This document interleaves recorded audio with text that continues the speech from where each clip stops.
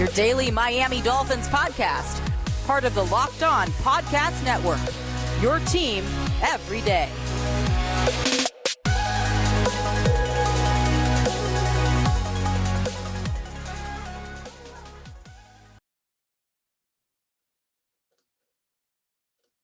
What's up, Dolphins fans, and welcome to another episode of Locked On Dolphins. It's Thursday night, which means the NFL season opener is upon us. The Bucs and Cowboys playing this evening. But before we get there, live on the YouTube channel Locked On Dolphins, make sure you hit subscribe, like the video. We're going to go through the schedule, and we're going to make some prognostications about what we're expecting to see in the 2021 season for the Miami Dolphins. We're going to be using one of my favorite websites in the history of the internet, playoffpredictors.com.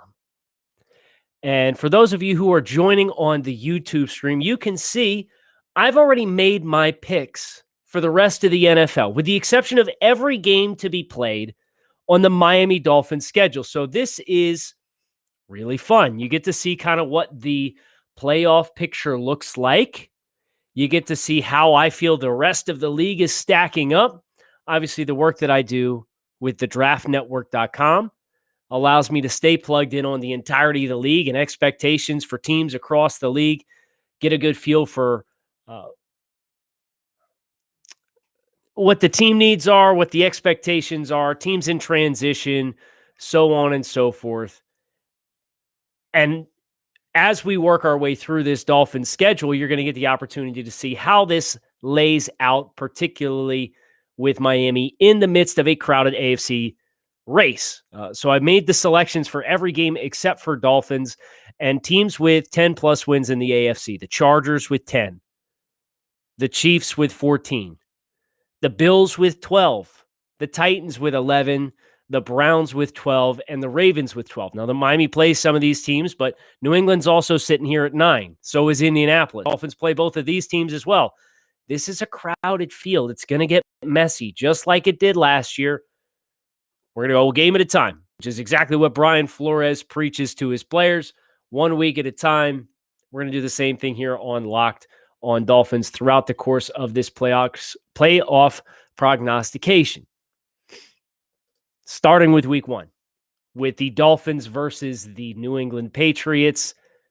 And my selection here, I think you look at everything that New England is missing on the defensive side of the ball, and I think you consider them having a rookie quarterback and Miami having more continuity with a special emphasis on starting fast. I'm going to pick the Dolphins to win this football game. I think this will be a close football, something like that, but I will pick the Dolphins to win and start the year on a positive note for the first time in the Brian Flores era, a rarity. You know, the Dolphins have traditionally started very slow. They've won one game in September in 2 years under the watch of Brian Flores. Well, they get number 2 here. What I'm not going to do is give the Dolphins the benefit of the doubt against the Buffalo Bills, unfortunately. That is the one team with how badly Buffalo has dominated this matchup over the last 3 years or so. Miami has to show that to me, that gap is closed. And obviously getting Will Fuller back for this week 2 contest will be a massive one, but I think Miami will keep it competitive, but they need to show me that they can make that handful of clutch plays against a high-level team like the Buffalo Bills. Think about when they played the Chiefs last year. They were close. They couldn't close.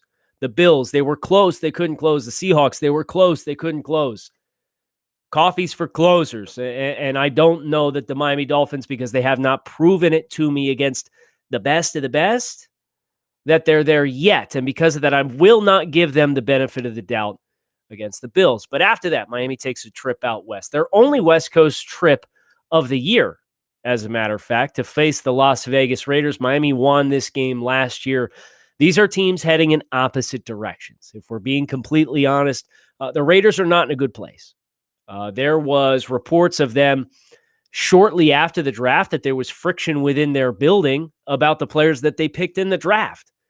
They just cut a third-round pick out of their 2020 class less than a year after they traded another pick from their 2020 class in the third round to the Dolphins in Lynn Bowden Jr. So the Raiders, their offensive line has been downgraded. They continue to just swing the bat, trying to get the defense right. They haven't, I think the statistic courtesy of Joe Marino, my colleague on Draft Dudes and Bills fan, the Raiders haven't been better than 22nd in total defense in like 18 years or something like that. And they're not in any better place in the here and now. So I'm giving Miami a week 3 win over the Raiders to get to 2-1 to start the year. Not bad. You're doubling up your win total in September under Brian Flores. The next contest is a week 4 home against Indianapolis Colts. And there's a lot of things that can break in the favor of the Dolphins in this football game. And I was asked this past week here on the show, like, what do you expect Miami's record to be through the first 5 games? I expect at least 2 wins. I said my expectation at a minimum is 2-3. I'd like to think this team can get to 3-2. I don't think it's outrageous to think that Miami takes care of business on the road 2 of the first 3 weeks and then comes home and plays Indianapolis, which Carson Wentz is just kind of getting acclimated. I don't think they really have the threats in the passing game to really intimidate Miami. And if you're going to be able to hold your own against New England in the run game, you should be able to hold your own against the Colts as well. And I don't think the Colts defense is as imposing as what New England's is. And Carson Wentz, new weapons. There's no chemistry existing there either. And Miami's actually at home versus an indoor team that's used to playing in the cush, 72 degrees or 68 or whatever they set the thermostat there at Lucas Oil. So I'm giving the Dolphins a win here. This is an optimistic projection for the Dolphins, but let's be honest. This is a Dolphin show. If you don't want optimist Dolphins, don't come here. It's okay. Week 5, Miami goes up the coast to play the Tampa Bay Buccaneers, reigning Super Bowl champions.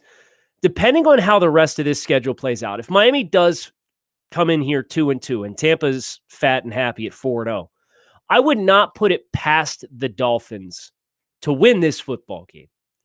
But from a law of averages perspective, I gave the Dolphins the benefit of the doubt against the Patriots in week 1. I gave them the benefit of the doubt against the Colts. I can't in good faith give them the benefit of the doubt against the reigning Super Bowl champions, right? So Miami is 3-1 coming into this game. You have to be thrilled with that regardless. It means they started fast, which is one of the big points of emphasis for this team. I'm giving them a loss to Tampa Bay, but don't be surprised if they end up winning this football game, depending on the desperation of their situation versus how content Tampa Bay is if they have a lot of early season success. After that, of course, we have the trip overseas to play the Jacksonville Jaguars, another rookie quarterback. I think Urban Meyer is probably bitten off a little bit more than he can chew as a head coach in the NFL. I feel good about Miami going overseas and winning this football game. Which brings us to a little bit of a trap game. Obviously, there's a familiarity between the Falcons and the Dolphins and the fact that these two teams practiced against each other. They played against each other in the preseason. There was a bunch of starters that sat. But I think Arthur Smith in year 1, this defense in Atlanta is so bad. It's so bad that I think Miami's going to have a lot of advantages to get the ball out of Tua Tagovailoa's hand quickly because I don't think Atlanta can really cover these guys. And then on the other side, Calvin Ridley and Kyle Pitts. Yes, those are mismatches. But I don't think Matt Ryan has the ability to extend plays and win off script to the degree in which I think you would need to really legitimately threaten and test the Dolphins in what should otherwise be a closely contested game that I expect the Dolphins to score a significant amount of points in. Give me Miami here. So we're starting the year 5-2 before a Halloween trip for the Bills on October 31st to Orchard Park to play the Bills, who are coming off of their bye. We play two teams coming off off the bye consecutively. Look, 5.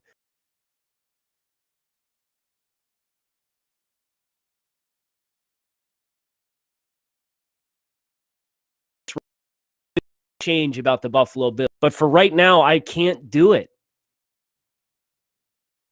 I'm picking the Buffalo Bills here in this football game. The good news is you got a nice bounce back week 9. Yes, you got to go to Buffalo, play the Bills coming off the bye, and that stinks. But then you get the Houston Texans coming to town, and Houston expectations are about as low as they can possibly get for can possibly get. So you told me Miami first 9 football games, knowing the first half of the schedule, that Miami would be 6-3 through the first 9. I think you'd probably take it, right? You'd ideally like one of these to win. And I'm not saying Miami can't get there, but they got to show it first. One thing I wish I was upstairs so I could show all you guys here on the YouTube stream, Locked On Dolphins, the YouTube channel. Make sure you hit like and subscribe. The collection of Built Bars that I got upstairs in Built Bar is a protein that tastes like a candy bar. It's high in protein, high in fiber, low in calories, low in sugar. They got 10 delicious flavors for you to choose from. So whether you're searching for something keto-friendly, something post-workout, something to grab and go, you name it, Built Bar can be it. So visit BuiltBar.com, use promo code LOCKED15. You can save 15% off your next order. That's BuiltBar.com, promo code LOCKED15 to save 15% off your next order of the world's most delicious protein bar. Continuing onward and upward. I have to be careful here. I have to tread carefully because we're entering into the portion of the schedule that I feel confident in. You know, you look beyond the Baltimore game in Week 10, which is Thursday night at home. A lot of advantage there. Baltimore lost J.K. Dobbins. They lost Justice Hill. They lost Gus Edwards today. They lost Marcus Peters today. Those injuries and the severity of them is yet to be determined, but they don't sound good. So you look beyond this game between Baltimore and Miami. You got 2 games against the Jets. You got a game against the Giants. You got a game against the Panthers. Miami should take care of business and at least win 3 out of those 4, if not all 4 of those football games. That puts you at 10. You got New England, Tennessee, and New Orleans to close. Do I think they get swept in those 3? No, absolutely not. Baltimore is another one of those teams where I would like to think Miami is different than what they've been in years past. I'd like to think it, but I'd also like to see it. This is a really tough game for me to pick against Miami, this Baltimore game in Week 10, but I'm going to be very aggressive, skewed towards the Dolphins the rest of the way. I really like how the back 7 games on this schedule breaks for Miami. So just so that I know I'm going to take the final record to a spot where I feel comfortable with, I will pick Baltimore on the road coming to Miami and stealing a win there. But I'm giving the Dolphins a win the following weekend against the Jets, and I'm giving them a win the week after that at home against Carolina. Rookie quarterback in one, Sam Darnold in another, turnover-prone quarterback in another one. And the Dolphins are one of the few teams in the league that can look at the weaponry that Carolina presents and say, yeah, we can match talent there defensively. And then you look at what Carolina's got on the offensive line and you say, yeah, I feel like we've got a pretty good talent advantage to challenge the Panthers with their offensive line. Cameron Irving's scheduled to start at left tackle for the Carolina Panthers this year. Taylor Moton's a stud at right tackle. But the rest of what the Panthers have, it's not good. I think they're a more extreme version offensively with the collection of talent that's really impressive at the skill group. But their quarterback is lesser, in my opinion, than Tua Tagovailoa. And I don't think it's particularly close. And then you also have an offensive line that, in my opinion, is worse than the Dolphins. So we'll go 2 wins rebounding off the Thursday night Baltimore. Pseudo them collect themselves. The next game is a home game against the New York Giants. I think the difference here, because the Giants, they have a pretty imposing front seven. They've got some nice pieces in the passing game. This is the real reason why I'm going to shade this game to the Dolphins. Coaching. I think Joe Judge coaches a style of football that is very abrasive to professional athletes. And you better have success if you're going to be a hardo as a head coach in the NFL.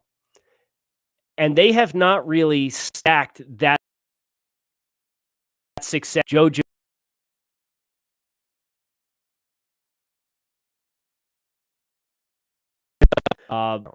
and late in the season, these players might get to a point where they say, man, you know what? Like, this guy stinks. Like, we're over this.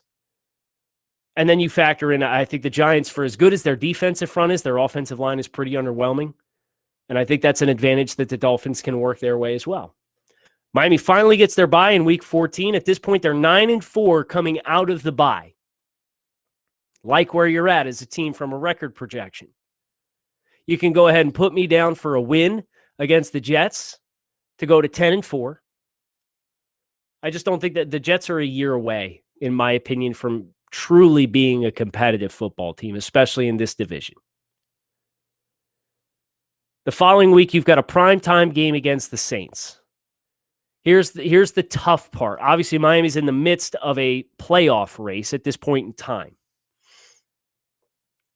But the Saints are in their playoff lives as well. If you look at the NFC side of things over here on every game that I've projected, the Saints have 1 game to play. They're 8-8. The Cowboys are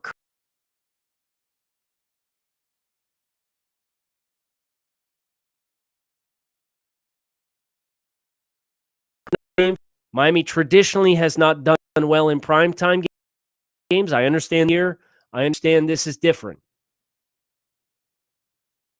But I also can, in good faith, pick the Dolphins to rip off 1, 2, 3, 4, 5, 6, 7, 8 wins in a row to close the season. They're going to have to lose somewhere here.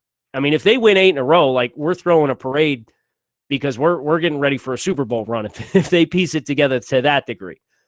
So give me the New Orleans game as a loss for Miami. 2 games left. Dolphins are 10-5. But before we get there, got to tell you guys about our friends over at BetOnline. It's that time of year again, and all eyes are now returning to football. Teams are back on the gridiron. Football season starts on Thursday night. As always, BetOnline is your number one spot for pro and college action. Get all the updated odds and props, including the NFL's $500,000 mega contest and the $200,000 NFL Survivor contest, open now at BetOnline. Head to the website or use your mobile device to sign up today and receive a 100% welcome bonus. BetOnline is the fastest and easiest way to bet on all of your favorite sports. BetOnline, your online sportsbook experts. 2 games left to go. Dolphins sitting at 10-5, a road game in Tennessee, and then a home game against the New England Patriots. This is not an easy projection window, but if you do the math, you can cheat and look down here. I picked the Chargers to win 10 games. They're currently the 7 seed at 10-7. The New England Patriots, 9-7 through the 16 games I have selected for them. So for all of the stress to pick these last couple of games, Miami just can't lose out. I like those odds. Tennessee's going to be a tough matchup. Obviously, there is the Ryan Tannehill revenge game factor. There's the challenges of stopping Derrick Henry. So I'm going to give Miami this win, though, against Tennessee. I think that they're going to be playing good football at this point in time. I think Elandon Roberts, Jerome Baker, the defensive front. Can you force Ryan Tannehill into a handful of mistakes if you heat him up and put him under duress? Possibly. I like Miami's odds in that football game. Now, here's the ultimate challenge, right? It's now week 18. I have the team at 11 wins, which is right about where I thought they would be. Does Miami have anything to play for is my big question. If you get an opportunity, because you're not going to win the AFC East. The Bills are currently the 2 seed at 14-3. You had a late bye, so perhaps you want to take advantage of that and keep playing and roll momentum through. But if they sit starters, they're the exact same seed as what they were if they won the game. Whether they finish 12-5 or 11-6 in this current projection, they're going to be the number 6 seed in the playoffs. Is that an easy out? Maybe. Do I feel more comfortable projecting 11 wins for the Dolphins than 12? Yes. So I'm going to do that, knowing full well they could easily win this game week 18, just as they could easily drop this Indianapolis game. They could drop this Giants game potentially.